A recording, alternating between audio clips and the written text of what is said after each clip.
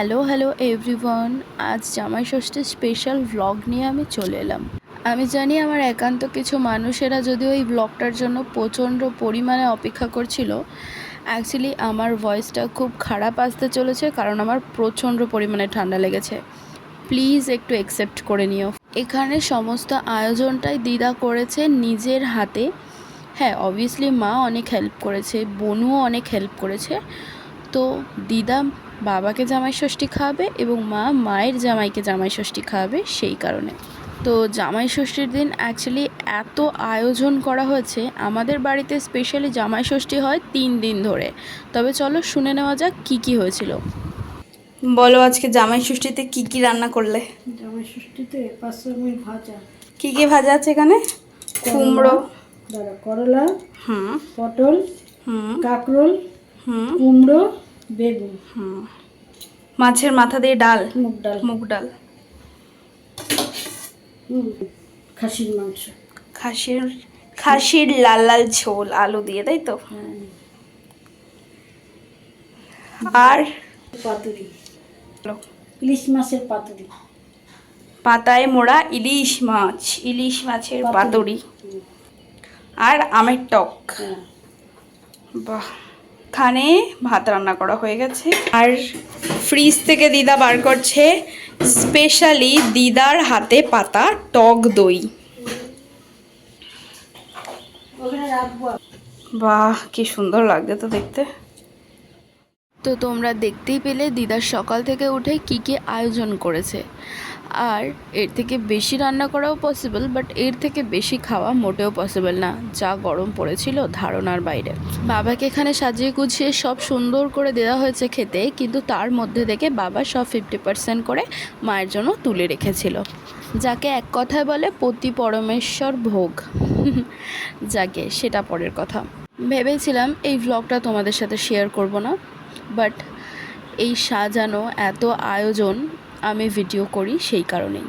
তাই রীতিমতন বোন ভিডিও ক্লিপগুলো নিয়েছিল, তাই ভাবলাম বেকার গ্যালারি আর্টকে কোনো লাভ নেই, স্টক আউট করা যাক। এই গরমে ভোর 6টা থেকে উঠে দিদা আর মা যে এত পরিমাণে আয়োজন করেছে খেটে খুঁটে, সেটা সত্যি একটা অতুলনীয় ব্যাপার। আজকাল অনেক শাশুড়ি মায়েরা আছেন যারা এই খাটাখাটনির ভয়তে উজ্জ্বলদা অথবা দাদা বৌদির বিরিয়ানি খেতে চলে যায়, অথবা ভূতের রাজা দিলবর, অথবা আমাদের রীতিকা বৌদির দোকানে। হ্যাঁ, জোকস পার্ট। তো মা আর দিদা মিলে যে এত সুন্দর রান্নাবান্না করেছিল, তার দাঁত জামাইরা না দিক, আমি তো দিতেই পারি, তাই না? পাতুরিটা কিন্তু দুর্দান্ত হয়েছিল। আর তার সাথে সাথে মাটনটাও ভালো হয়েছিল, বাট আমি জানি না কেন মাটন খেতেই পারিনি। আমি জাস্ট 1 পিস মাটন খেয়েছি। তো মা আমার জিজ্ঞাসা করলো, কিরে তুই মাটন খেলি না? আর আমার বক্তব্য ছিল মাটনে খাসি খাসি গন্ধ আসছে। হাস্যকর ব্যাপার, তাই না? বাট সত্যি আমার প্রচণ্ড পরিমাণে গন্ধ লাগছিল।